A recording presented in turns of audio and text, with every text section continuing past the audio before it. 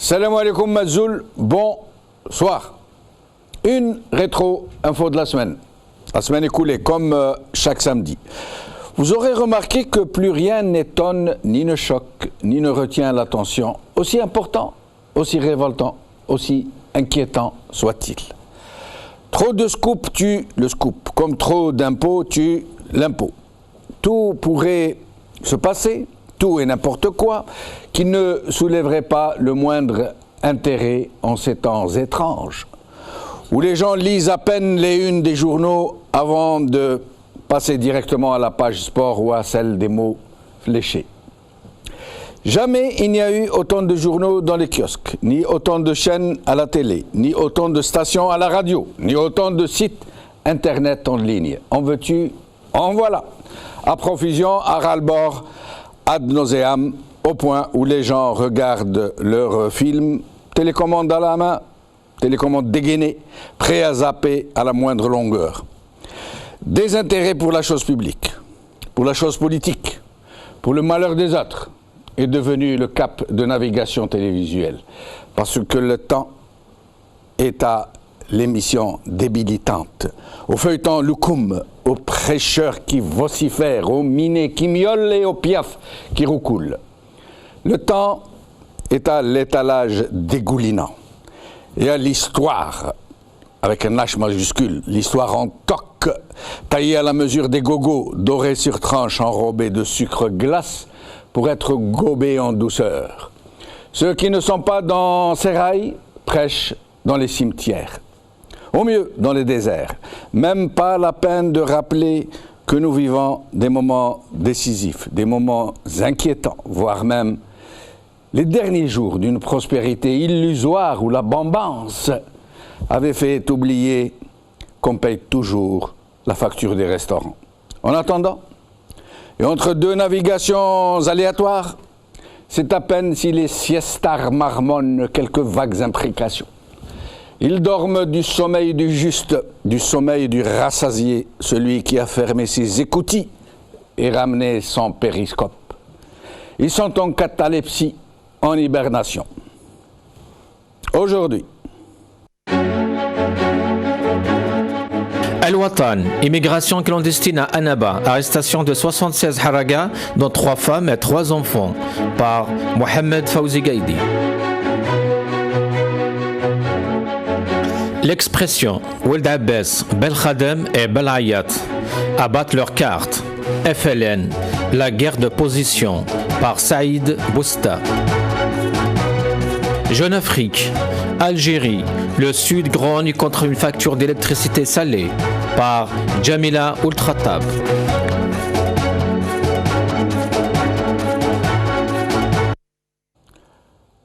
nous allons donc parler des principaux événements de la semaine passée. Le problème de la surfacturation électrique dont se plaignent nos compatriotes du Sahara. Le problème récurrent et de plus en plus grave des haragas. Et enfin, le sujet du FLN qui est en train de défrayer la chronique en ce moment. Et nous n'oublierons pas de rendre hommage à notre collègue, journaliste, photographe, directeur de l'Algérie, de l'agence New Press, Wahab Abat, décédé il y a 2 jours environ. Merci beaucoup. Marhaba bikum. Alors, j'ai le plaisir de recevoir, pour en parler, Brahim Omansour, militant, enseignant, chercheur. Merci. Arab Azi, ex-député du FFS. Nous aurons avec nous Faisal Matawi qui sera avec nous à la fin de l'émission puisqu'il a affaire, il nous a prié de l'excuser. Et nous commencerons par Hassina Zegzeg, très connu pour avoir milité très fortement dans l'anti-gaz de schiste. Hassina Zegzeg, merci d'être avec nous. Bonsoir. Bonsoir. Alors, Hassina Zegzeg, nous allons donc commencer par ce sujet de la surfacturation électrique dont se plaignent les habitants du Sahara algérien. Essayez de nous expliquer un peu de quoi il ressort. C'est moi qui vous remercie. Je vous en prie. Oui, je vous en prie, je vous en prie. Oui, cette année, en fait, on avait l'habitude que les factures d'électricité soient soutenues. Hassina Zegzeg? Allô? Oui, on vous écoute, Hassina Zegzeg. Il y a un problème de retour, je crois, mais nous vous entendons très bien. D'accord. On avait un problème l'année dernière, juste l'année dernière, les factures d'électricité étaient à peu près soutenues. On avait des tarifications spéciales sud. Cette année, plus de tarifications, donc le résultat des factures de 25 000 à 70 000 dinars. Mais pourquoi, Hassina Zegzeg? Expliquez-nous un peu. En fait, je crois que les gens ne savent pas qu'au sud, pendant les 4 ou 5 mois de grande chaleur, les gens, du moins qui disposent de l'air conditionné, des climatiseurs, les mettent jour et nuit, parce que ce sont des températures absolument insupportables, qui atteignent parfois les 50 degrés à l'ombre, et que les gens n'ont pas d'autre choix que de mettre les climatiseurs. Il y a même des gens qui ne disposent pas de climatiseurs, qui se réfugient dans les foyers, dans les familles qui en disposent, et donc forcément, la facture est très lourde, et dans la plupart des cas, dépasse les revenus des gens qui les utilisent. C'est bien ça, Hassina Zegzeg? Absolument. La facture est lourde en dinars. Quand vous avez parlé de 5 mois, je pense que concernant la population d'Ain Salah, il y a 2 jours qu'on a éteint les climatiseurs. 2 jours seulement, en octobre. En 2 jours octobre. seulement, oui.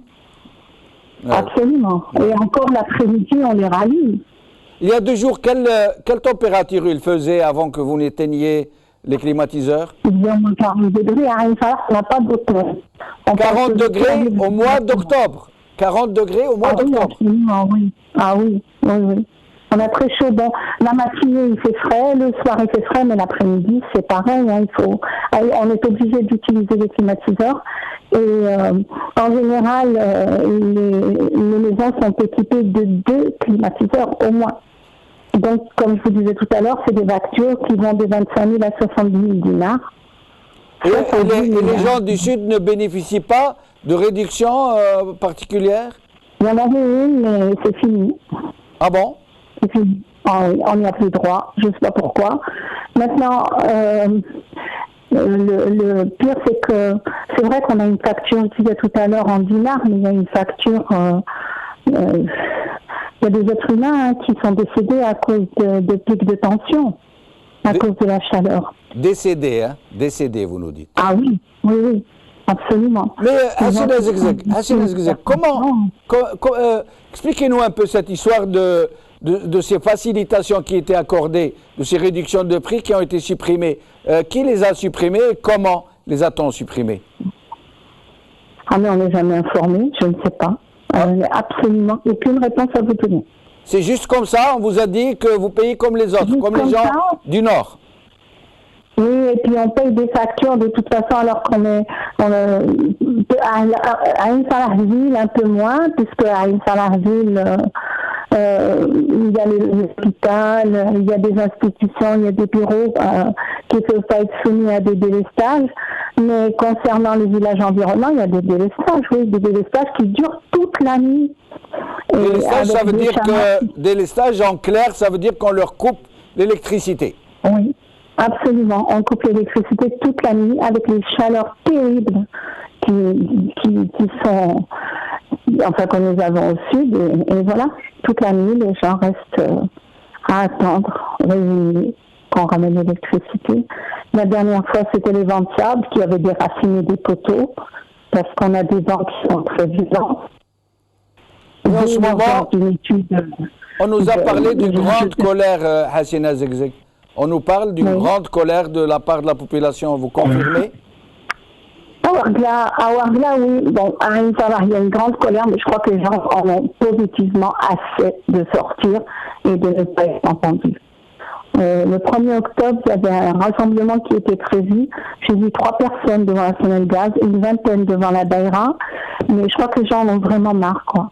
Depuis la fameuse mobilisation du gaz de schiste après avoir constaté que les gens de Ain Salah sont restés désespérément seuls. Peut-être que c'est cela qui a cassé leur ressort. Et ils ne protestent plus, ils acceptent tout. C'est la lassitude. Non, ils attendent, ils se résignent. Et puis bon, je ne sais pas jusqu'à quand cette résignation va durer, mais je veux dire qu'il y a des décisions qui sont prises, quoi, comme on a pris après le gaz de schiste en sortant de ce problème de grosses factures d'électricité, de se mettre au maraîchage et puis aux cultures nourricières et au moringa et tout ça. Bon, c'est des gens qui sont en train de changer de façon de vivre, quoi. Alors, Hassina Zegzeg, d'abord dites-nous, pour ce qui est de ces problèmes de chaleur, les enfants à l'école, avant qu'ils ne fassent un peu plus, que le temps devienne un peu plus clément, j'allais dire, comment faisaient les enfants à l'école? Est-ce qu'ils avaient des climatisations, de l'air conditionné? Oui, il y a des écoles qui sont climatisées, mais bon, il y a d'autres écoles qui sont climatisées, mais vous savez, quand il s'agit de faire fonctionner des climatiseurs par classe dans des lycées, il y a une vingtaine de classes, je pense que c'est pas possible, quoi. Moi, j'ai une fille qui est au lycée, et au début de l'année, c'est vrai qu'il y avait un gros problème, quoi. J'avais décidé de plus l'envoyer à l'école. Hein. Et les bébés, les enfants en bas âge, dont les familles n'ont pas les moyens de s'offrir de l'air conditionné. Non, ils n'ont pas les moyens de s'offrir l'air conditionné. Et comme la plupart des familles pensent à la facture, de toute manière, d'eux-mêmes, ils éteignent le climatiseur le soir. Et c'est au bébé de s'adapter. Hein. On douche le bébé, on le baigne et puis on le met au lit. Et puis c'est tout. Tout le monde dort dehors, monsieur Benchenouf. Restez avec nous, Hassina Zegzeg. Nous reviendrons tout à l'heure avec vous pour nous parler de ces alternatives, de ces dynamiques qui se développent au sud, de ces maraîchages que vous déployez.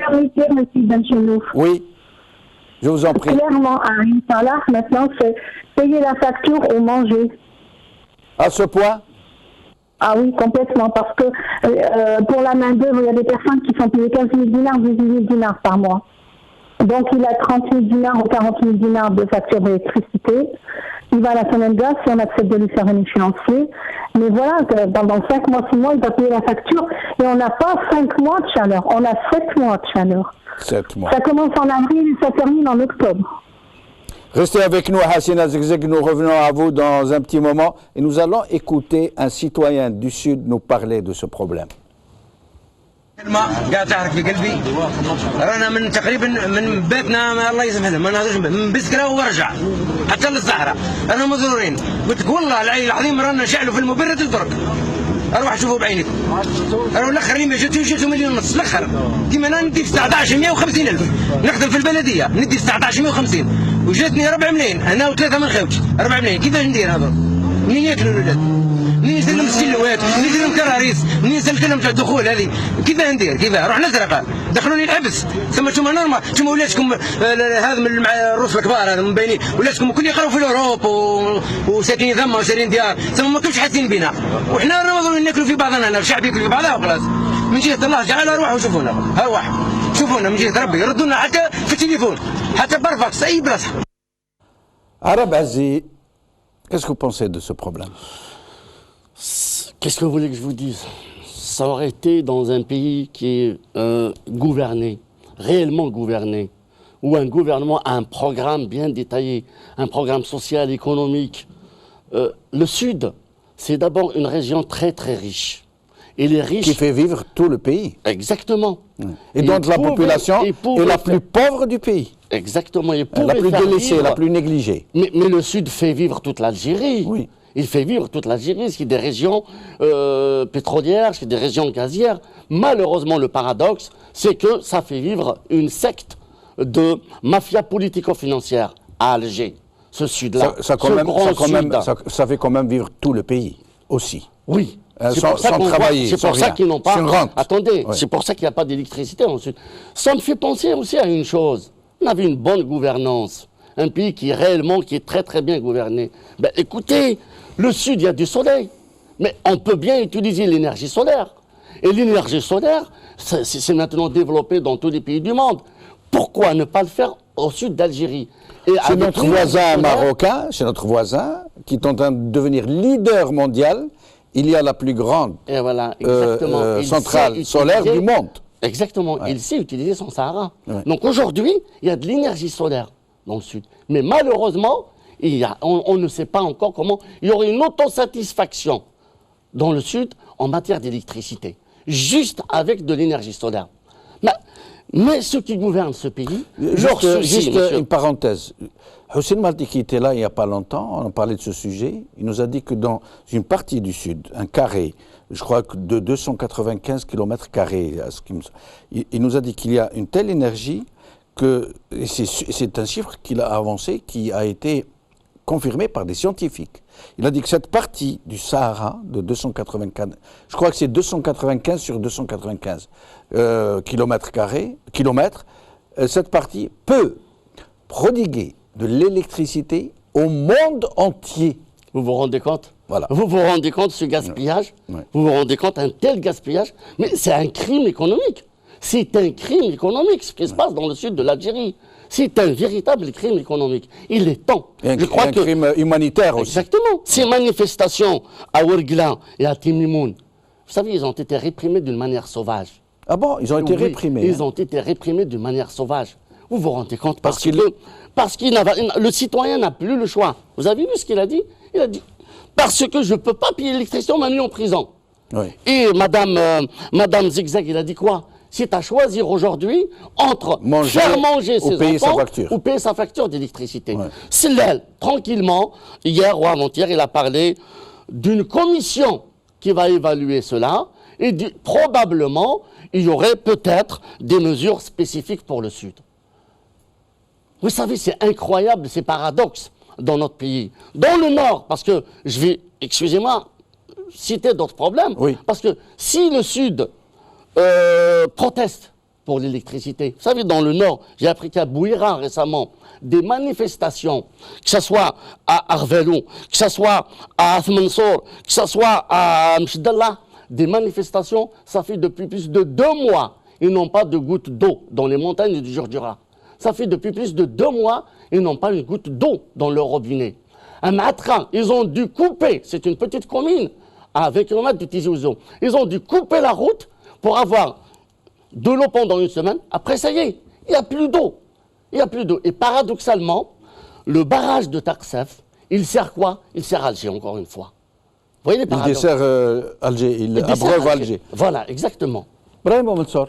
Oui, malheureusement, quelle que soit cette situation choquante du Sud que vivent nos citoyens du Sud, concernant cette non-possibilité de paiement de factures d'électricité, n'est qu'une mesure, c'est-à-dire liée bien sûr à l'arrêt des subventions. L'arrêt des subventions. Mais on se demande qui a arrêté cette l'arrêt mesure. Des subventions, justement, est lié à une série de mesures drastiques que le gouvernement prépare. L'austérité. Voilà, concernant l'austérité, liée bien sûr à la chute des prix du pétrole. Et on commence toujours par les plus fragiles. Voilà, bien sûr. Les plus sympas, les plus gentils, ceux qui ne protestent pas, ceux qui ne sortent pas dans la rue. Et les gens du Sud sont connus pour être des gens très paisibles, qui ne manifestent pas, qui ne protestent pas. Les solutions, de manière générale, qui ont été prises depuis des années, c'est les solutions les plus faciles, les plus rapides, les plus simples à appliquer et surtout avec des conséquences sur des citoyens les plus vulnérables qui ne pourront pas s'organiser, etc., etc. Bon, bien sûr, avec la répression qui suit derrière. Juste pour rappeler un chiffre de 750 milliards de dollars des revenus pétroliers de 1999 à 2014 aurait pu quand même servir à l'investissement en termes d'énergie solaire, l'énergie renouvelable. On aurait pu encourager, subventionner des sociétés spécialisées. Pourquoi on ne comprend pas. Pourquoi le Maroc, notre voisin marocain, a développé une politique d'énergie renouvelable, d'énergie solaire notamment, absolument, qui est devenu leader au niveau mondial. Et nous, à côté, qui disposons de, je ne sais pas combien de fois, 10 fois ou 20 fois plus, nos populations du sud, du Sahara, qui font vivre, Sahara qui fait vivre la totalité du pays, qui sont négligés en tout, qui n'ont pas suffisamment d'écoles, pas suffisamment de routes, pas suffisamment d'hôpitaux. C'est pratiquement des indigènes, c'est des gens colonisés. Et alors on en arrive même pas à leur apprendre à se servir de l'énergie solaire pour avoir leur électricité ménagère. Je rappelle quand même que le Sahara est l'une des régions, l'Afrique du Nord, de manière globale, est l'une des régions les plus exposées au soleil dans l'année. Oui, oui. Donc ça aurait pu non seulement réduire, ça aurait pu permettre de réduire c'est-à-dire non seulement réduire les prix, les tarifs d'électricité, mais régénérer des revenus donner pour de l'État. l'électricité au pays tout entier, et même aux pays voisins. Bien sûr, régénérer, ça aurait pu créer d'autosuffisance par rapport à des villages, par exemple, même les villages les plus éloignés auxquels on ne pourrait pas, par exemple, acheminer de l'électricité. On aurait pu utiliser l'énergie renouvelable pour la compenser. C'est dû à quoi ça? Manque de vision, de l'incompétence Il y a un délaissement délibéré. Il n'y a pas de d'abord, il n'y a pas de vision politique. On est toujours on regarde toujours à court terme, on court toujours derrière l'idée d'éteindre le feu, d'acheter la paix sociale. On part au plus pressé.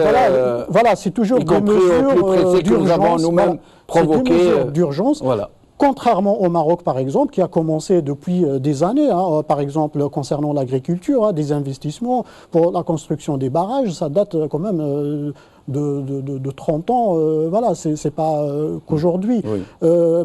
Par rapport à l'énergie, c'est des investissements pour demain, pas pour aujourd'hui. C'est du long terme, ou du moyen terme au moins. Voilà, à long terme. Mais quand un gouvernement ou un pouvoir en place ne cherche pas ces mesures à long terme, il laisse toujours jusqu'au pourrissement des situations pour et puis après, il fait du chercher. replâtrage. Voilà, donc on va par exemple, l'ONCEJ, tous les petits investissements ne sont pas des investissements économiques sérieux, c'est des investissements. C'est pour acheter la paix sociale. Voilà, on va construire quelques bâtiments, nous allons demander à Hassina Zegzeg, nous avons appris que dans votre région, à Ain Salah notamment, les citoyens se sont pris en charge et qui sont en train de développer des initiatives assez méritoires, j'allais dire. Est-ce que vous pouvez nous en parler? Des initiatives en matière d'agriculture, je crois.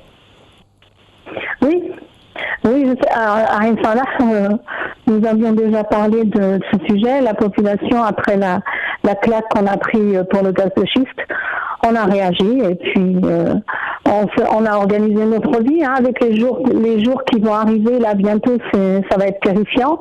Donc, on a décidé de passer à l'agriculture maraîchère et nourricière. On plante beaucoup de moringa parce que c'est un arbre qui... Quoi? Vous pouvez répéter? Comment il s'appelle cet arbre? Il s'appelle le moringa. En français, c'est le neuverdier. Et il donne quel fruit, cet arbre? C'est un arbre. Nous, à Ain Salah, on est revenu, on va dire, de la coopération avec le Nord. On coopère beaucoup avec l'Afrique du Sud. Et on a copié des expériences au Togo notamment. Le moringa, c'est un arbre, on fait de la farine de moringa, c'est un fruit aussi, c'est un arbre qui donne des fruits, pardon. Et c'est pas le fameux arbre à pain?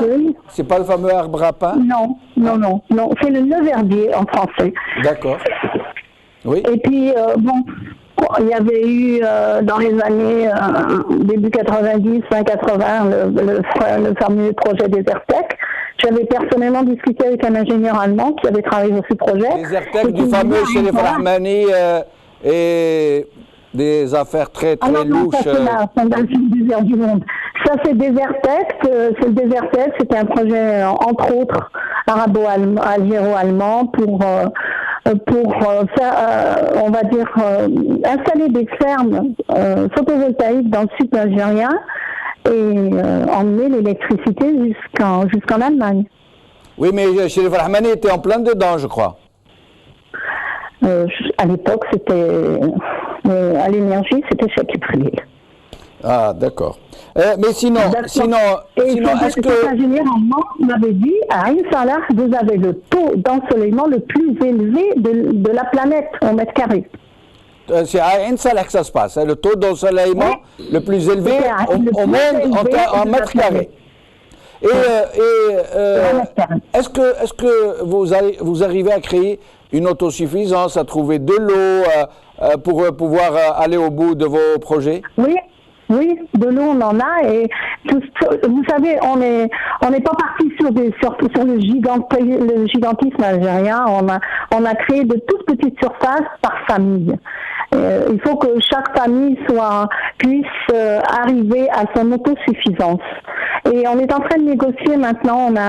On est en projet avec des amis de Berbaya sur un kit photovoltaïque domestique. Ah, d'accord. Chaque famille aura son petit kit photovoltaïque pour avoir son électricité ménagère, domestique. Ah oui. Très bien. Eh bien, restez avec nous, Hassina Zegzek. Nous allons à présent entamer le sujet suivant, qui est celui des Harraga.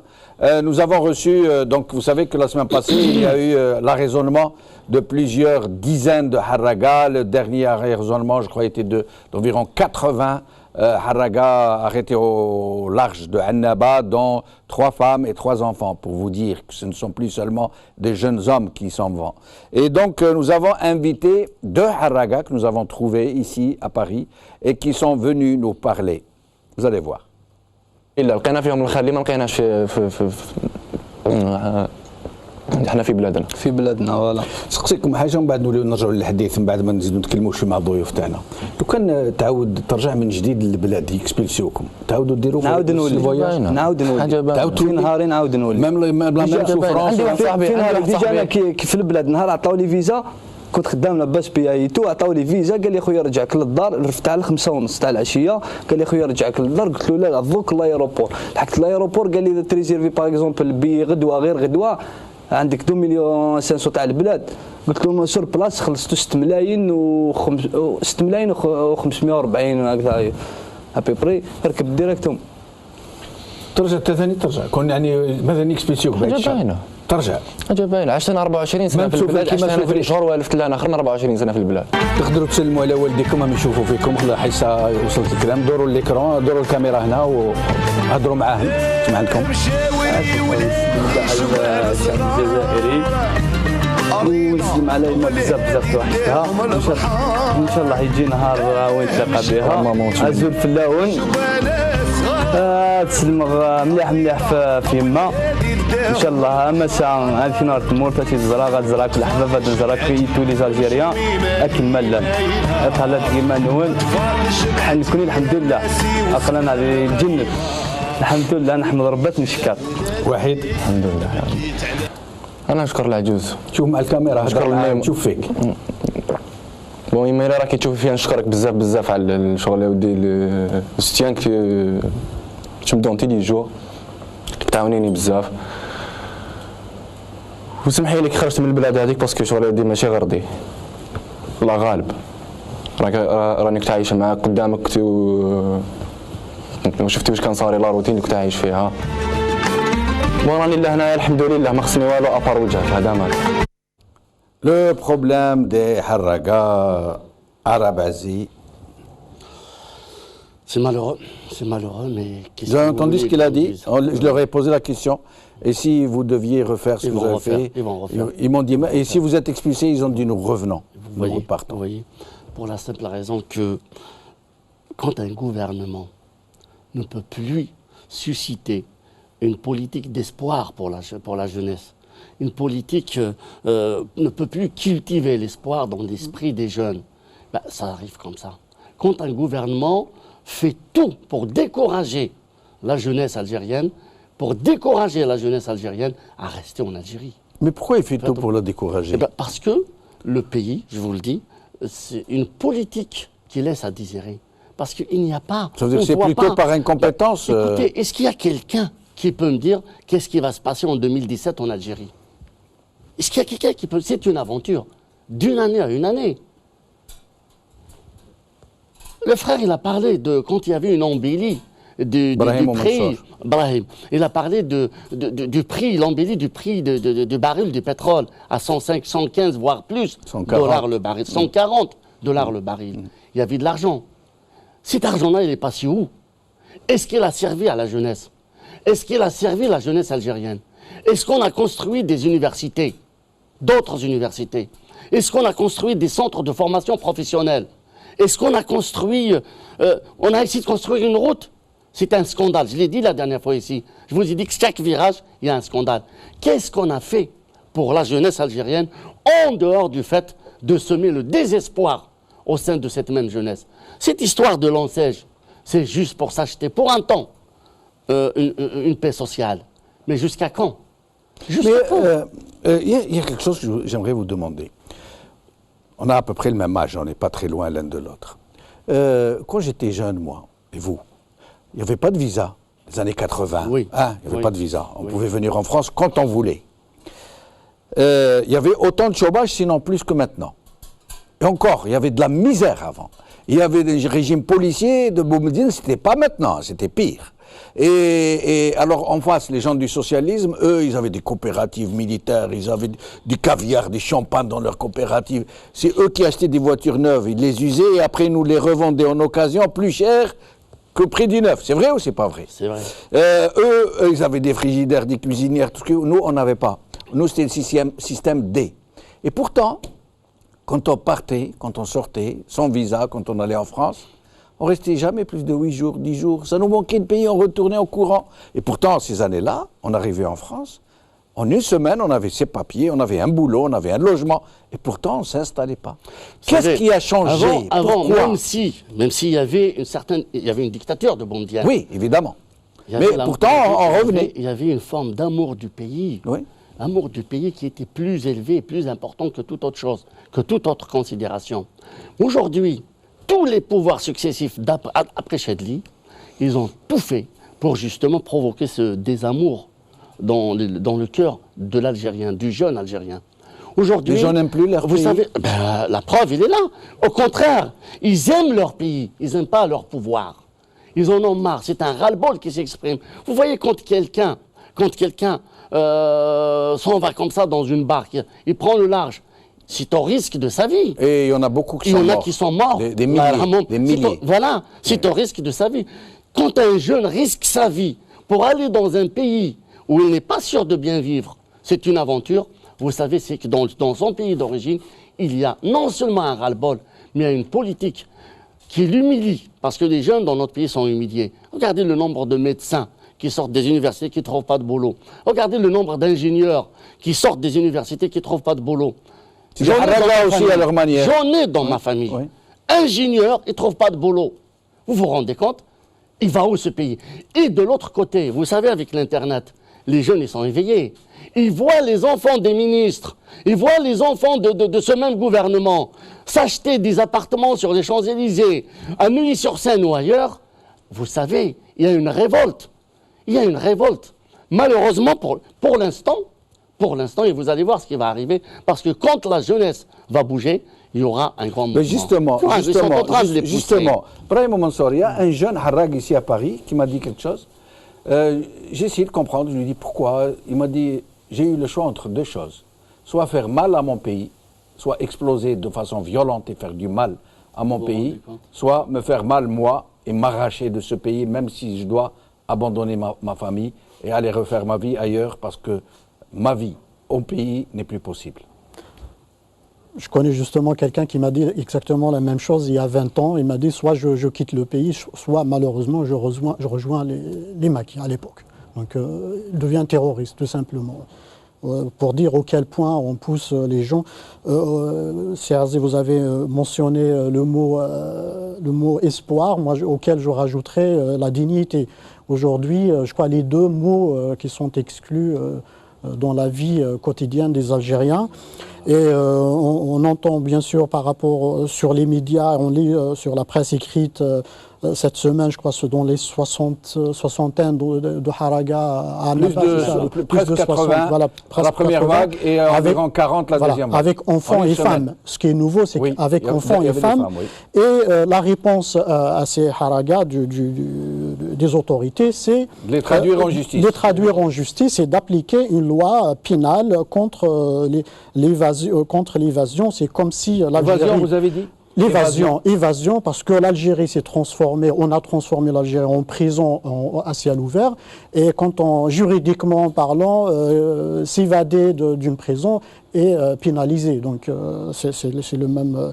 J'aurais aimé qu'il y ait autant de rigueur concernant l'évasion, je dirais pas fiscale, de l'argent, parce que fiscal, ça donne un terme moindre. Voilà, donc. Nous allons recevoir Faisal Mattawi avant d'aborder le troisième sujet. Faisal, d'abord, merci d'être avec nous. Merci Jamel, bonsoir. Bonsoir. Faisal, d'abord, j'aimerais que vous nous parliez de Wahab Habbat, Rabbi Yarhamou. C'était votre ami, vous le connaissiez bien. Nous voudrions lui rendre hommage. Oui, Allah yarhamou bi rahmatillah. C'est vrai que c'était un ami de beaucoup de journalistes, beaucoup de confrères photographes. C'est quelqu'un qui a révolutionné à sa manière, Allah yarhamou, la photo dans les années 90, surtout dans les colonnes du journal Le Matin. Il avait travaillé également pour l'agence Associated Press avant de créer avec beaucoup de difficultés son agence de photographie qui est New Press et qui est installée au niveau de la maison de la presse. Il a toujours été proche, toujours un confident pour les confrères. On l'a trouvé dans tous les combats pour la liberté. Il a assisté à toutes les manifestations des années 90, fin des années 90, des années 2000. Et il est toujours là. C'est pas un homme qui manque de courage, qui manque de détermination. C'est un homme qui a toujours voulu faire des choses à sa manière et s'est battu à sa manière. Il a eu beaucoup de problèmes avant de lancer son agence. Il a créé aussi un club des médias au niveau de la maison de la presse, un club de la presse de Tarja également, où beaucoup de journalistes se retrouvaient, où même on faisait nos interviews, recevant nos amis étrangers dans un endroit convivial. Beaucoup de projets dans la tête de Wahab Habbat qui était une boule de nerfs mais également une boule d'énergie. Il voulait un peu mettre cette énergie au service des médias tout en essayant de défendre son indépendance. Donc nous avons eu beaucoup de difficultés, beaucoup de douleurs ce matin en recevant la dépouille mortelle de Wahab au niveau de la maison de la presse. Beaucoup de confrères étaient un peu abattus parce que Wahab était toujours l'homme debout, l'homme qui toujours refusait de céder. Allah yarhamak ya Wahab. Rabbi yarhamou Saleh. Faisal Mattawi, un commentaire sur les haragas avant que nous passions au sujet suivant, celui du FLN.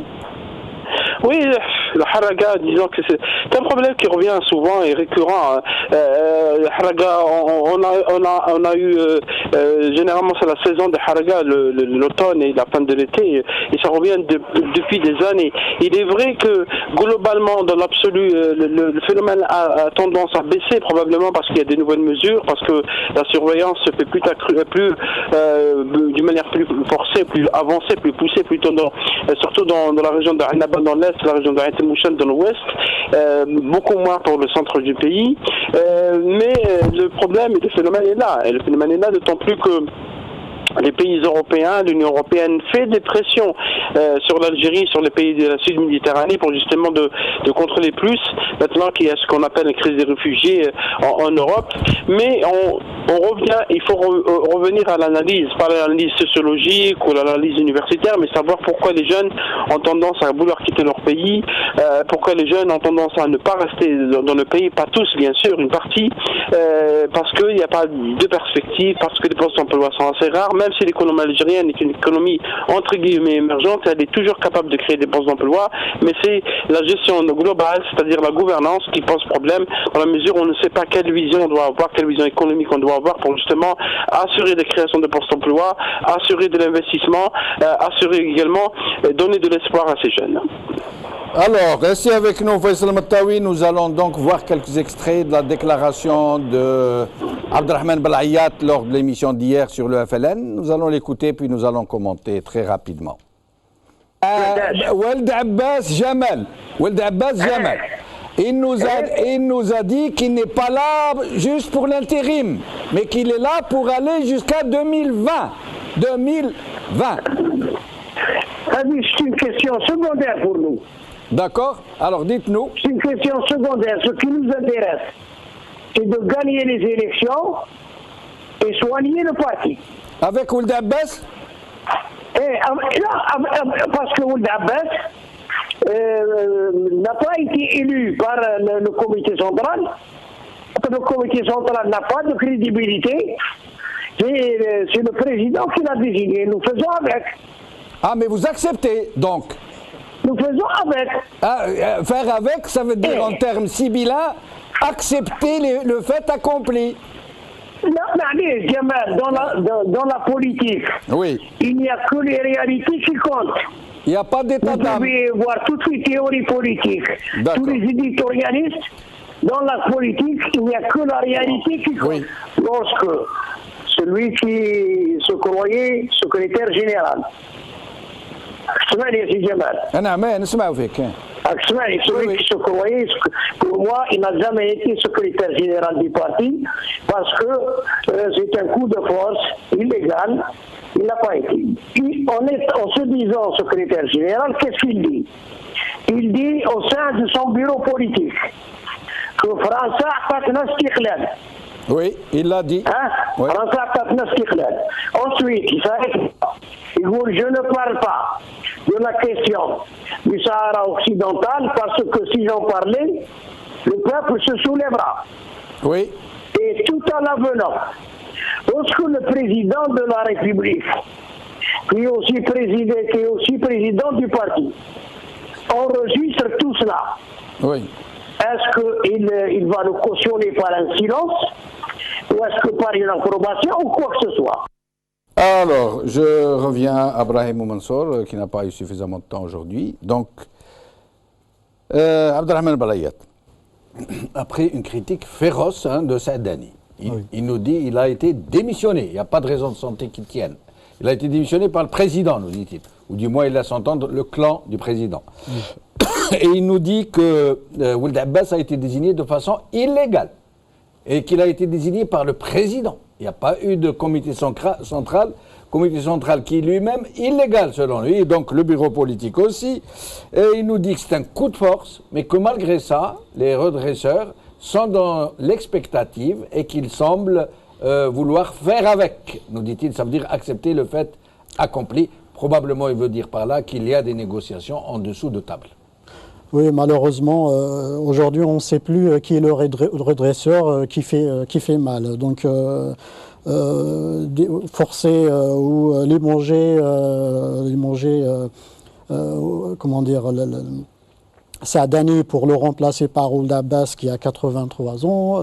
Peut-être plus tard, il prendra la tête du Parlement ou je ne sais pas. Et il dit qu'il va rester jusqu'en 2020, lui. Voilà, lui, donc oui, ça ne m'étonne pas. Et donc on va peut-être finir par transférer la présidence à une maison de retraite ou je ne sais pas. Je ne suis pas contre les personnes âgées, mais prendre des postes de décision demande quand même des capacités, des compétences physiques déjà, intellectuelles, etc. Donc je fais référence aussi au président, donc à Bouteflika, qui agonise depuis un temps. Et voilà, qui agonise, vous dites? Agonise pour moi, le terme quelqu'un qu'on ne voit pas, que je ne trouve pas un autre terme. Certains disent qu'il pourrait très bien vivre encore, même si c'est à l'état végétatif, pendant des années. Mais vraiment pas à l'agonie. J'espère jamais la mort, je souhaite jamais la mort à qui que ce soit, mais quand on est à la présidence de la République, en tant que citoyen algérien, j'ai le droit de demander que celui qui me présente en tant que président soit en bonne santé. Mais croyez-moi, aujourd'hui, il y a des journalistes, il y a des intellectuels, il y a des observateurs politiques, il y a des analystes de tous bords et de tous poils qui sont en train de dire aujourd'hui, de nous affirmer, et c'est des gens honnêtes, c'est des gens intègres, qui sont en train de nous dire, non, vous vous trompez, Bouteflika est ce qu'il est maintenant, invalide, mais il est très présent, très lucide, c'est lui qui commande, c'est lui qui décide, c'est lui qui dirige, ils sont en train de nous l'affirmer publiquement. Hier, un journaliste très connu à Alger, dont on n'a pas à douter de sa parole, nous a affirmé que personnellement il croyait, et il nous a même dit « je sais » que Bouteflika dirige, qu'il décide. D'accord, si c'est lui qui commande, donc il porte directement la responsabilité de ce qu'on vient dont on vient de parler, tout ce dont on vient de parler. Et ça change quoi? La situation des Algériens n'a pas changé, la crise, la chute des revenus, on voit les prix de pétrole, la conséquence de l'absence d'une vision réelle, vision économique à long terme, d'un projet sociétal, etc. On voit les conséquences aujourd'hui, que des gens sont prêts à mourir dans la Méditerranée que de rester sur place. Faisal Mattaoui, je reviens à vous avant de donner le mot de la fin à notre ami Arab Azi. Faisal, ce problème du FLN d'abord. Il est clair que cette petite révolte intérieure au FLN, qui n'est pas nouvelle, rappelez-vous, 93, avec ce qui s'est passé dans un hôtel à Alger, c'est pratiquement la même chose, parce que les complots entre guillemets du FLN se tissent la nuit, amron dobera billayl, comme on dit en arabe, et généralement dans des chambres d'hôtel. Ça nous rappelle ce qui s'est passé en 95, les coups de force qui ont eu lieu également plus tard en 2003, etc., etc. Ça veut dire qu'on est en train de préparer les élections présidentielles et pas législatives, et pour que ces élections se préparent, il faut prendre le contrôle de ce parti qui reste toujours un instrument, au lieu d'être un parti autonome avec son programme, avec sa vision. La venue de Jamal Ould Abbas, qui n'a jamais eu de grandes déclarations retenues que la mémoire nationale ou que l'histoire politique algérienne retienne, est là pour gérer une situation temporaire. Je ne pense pas que Jamal Ould Abbas ira au-delà des premiers mois de 2017, c'est-à-dire qu'on va trouver lui, hein. Ce n'est pas ce qu'il dit. Lui, il dit, je ne suis pas là pour assurer l'intérim, mais pour rester jusqu'en 2020. Oui, bien entendu, parce qu'il a rêvé, il a toujours rêvé d'être secrétaire général du FLN. Je me rappelle que Abdelhamid Mahri, en 95, lorsqu'il y a eu après le contrat national de Rome, Jamal Ould Abbas, qui a fait partie du conseil de transition, le CNT, qui était un parlement non élu, un parlement désigné, et qui a en toute illégalité pris des décisions qui sont restées à ce jour, comment il a été chassé du comité central et comment Ould Abbas pleurait. C'était un homme qui a toujours rêvé de devenir secrétaire général du FLN, et il dit qu'il est là jusqu'à octobre 2020, et M. Abdelhamid Belayat a raison, parce que ce n'est pas une élection, c'est une désignation pratiquement faite de force. Maintenant, on verra, les choses probablement vont s'accélérer au sein du FLN, parce qu'il y a des élections législatives en avril 2017, et puis en octobre 2017 avec des élections locales, et donc cette course au poste au sein du FLN, au sein du Parlement, va exacerber les contradictions, les conflits internes. Tout dépend de ce que le pouvoir voudra. Le pouvoir voudra que le FLN Mattaoui. Oui. Abdelhamid Belayat nous a dit hier, parlant de Jamal Abbas et des derniers réaménagements, nous faisons avec. Ça veut dire, il laisse entendre qu'il y a des négociations en dessous de table et qu'ils ne vont pas mettre la pression pour faire changer le bureau politique qui était acquis à Sadani, et qu'à la limite, il a semblé nous faire comprendre que si on leur donnait quelques postes, peut-être, il ne l'a pas dit, hein, mais il a laissé entendre que des négociations seraient en cours, parce que nous connaissons tous les aspirations des redresseurs. Oui, mais les redresseurs n'ont pas réussi à faire partir Saïdani. Saïdani est parti par la force du prince. Il n'est pas parti par le combat, disons entre guillemets, des redresseurs d'Abdelhamid Belayat. Moi, j'ai peur que pour Abdelhamid Belayat, la machine va être plus rapide que lui. C'est-à-dire qu'il attend de faire avec, mais ceux qui sont en train de faire la nouvelle architecture du FLN dans la cartographie politique nationale, il se pourrait bien que le RND devienne la première force du pays en 2017, puisque le RND est une force qui est tranquille, entre guillemets, et qui fait le travail sans faire de bruit. Donc l'équipe de Belayat risque d'être complètement dépassée probablement dans les prochaines semaines au sein même du FLN ou même autour du FLN. Donc parce que les choses, à mon avis, sont en train de se faire rapidement. Tout se met en place, c'est une architecture qui se met en place et qui prépare donc les prochaines échéances, notamment les élections présidentielles de 2019 ou même d'avant. Merci Faisal Mattaoui. Je rappelle que voici derrière moi la photo de Wahab Habbat, Rabbi Yarhamou, Arab Aziz, le mot de la fin vous revient et vous allez devoir nous faire l'épilogue de notre rencontre d'aujourd'hui sur cette fameuse histoire du FLN. Qu'est-ce qu'il va devenir? Est-ce qu'il va être au rendez-vous électoral? Est-ce qu'il très probablement avoir son quota de sièges prévus avec le RND et les islamistes domestiques et les indépendants domestiques aussi? Alors, à votre avis? Ben écoutez, Allah yarhamou, notre Allah yarhamou, Wahab Abatin. Et vous savez, le pouvoir algérien, moi je n'ai jamais parlé de parti politique quand il s'agit de FLN, parce que pour moi ce n'est pas un parti politique, c'est un appareil. Le pouvoir algérien, il a deux centres de décision. Vous avez un centre de décision qui est à El Mouradia, c'est la présidence. Vous avez un autre centre de décision, et c'est peut-être le plus important, qui est à Tagarin, c'est le ministère de la Défense, c'est la Défense nationale. En fait, tout se décide à ce niveau-là, au niveau de ce qu'on appelait le cabinet noir. C'est ce deuxième centre de décision.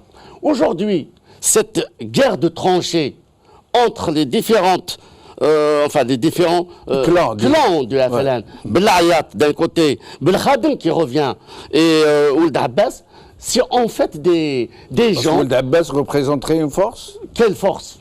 Quelle force? Je vous le Moi, demande. je vous ai dit qu'ils sont que des porte-voix, ces gens-là. Oui. Ils ne font pas de politique. Ils vous le disent. Oui. Ils ne font pas des porte-voix. La seule. Notre ami il a parlé d'élections, mais il n'y a jamais eu d'élections. Il y a eu des mascarades électorales depuis l'indépendance à ce jour. Il y a eu des quotas pour l'Assemblée nationale. Et pour le FLN, c'est pas sans souci l'Assemblée nationale. Ce n'est pas sans souci. Ah si, c'est la présidence. Oui, mais ils veulent être. On nous dit en ce moment que des quotas seraient prêts, mais que cette fois-ci, ils ne vont pas faire un raz-de-marée comme d'habitude pour donner un peu aux autres qui vont participer. Mais on nous dit, contre le FLN, le RND, les islamistes domestiqués et les petits partis maisons, là, les petites épiceries politiques, et les indépendants qui font partie de la maison, ils auront environ 70%. Et qui vont laisser 30% à tous ceux qui vont venir maintenant pour prendre leur part. Ils vont essayer. Au lieu de prendre 80%, ils vont prendre 60, 70. Mais ils vont se faire une majorité. Oui. C'est une preuve qu'il n'y a pas d'élection. Évidemment. Et pourquoi parler d'élection? Bon. Je vous dis, le seul objectif que ces gens-là ont pour de 2017, c'est la désignation, parce qu'il n'y aura pas d'élection. Il y aura, je vous dis, une mascarade électorale. Non, la désignation du futur président de la République. Ah, il y en a. Ould Abbas, il a déjà annoncé la couleur. Il avait dit, nous soutiendrons un cinquième mandat. Ouais. Ben, écoutez, Bouteflika, il veut quoi? Il veut mourir sur la chaise du président ou quoi? Je ne sais pas. Peut-être. Il est tellement obsédé par le pouvoir qu'il ne veut pas le quitter. Et le pauvre, il est malade. Ouais. Le pauvre, il est malade. Un général le tiennent en otage qui ne veulent pas qu'il parte. Oui. Voilà. J'ai parlé la dernière fois, c'est à la limite de non-assistance à personne en danger. Absolument. Voilà. À moins que, je vous le dis sincèrement, ces trois, ils ont une seule vision parce que ces trois reçoivent. Qui sont les leur trois, instruction. Belayat, Belkhadim et Ould Abbas, ils reçoivent leur instruction de Tagara. Vous voyez? Et les généraux sont en train de voir. Est-ce qu'il y en a qui sont pour la succession? Ils la préparent. Il y a des commissions. Il y a des comités de soutien à Saïd Bouteflika. Nous allons arrêter là. Nous allons arrêter là pour cette fois-ci. Merci à Arab Aziz. Merci Ibrahim Mansour. Merci Faisal Mattawi. Merci Hassina Zegzeg. بقوا على خير بالسلامة.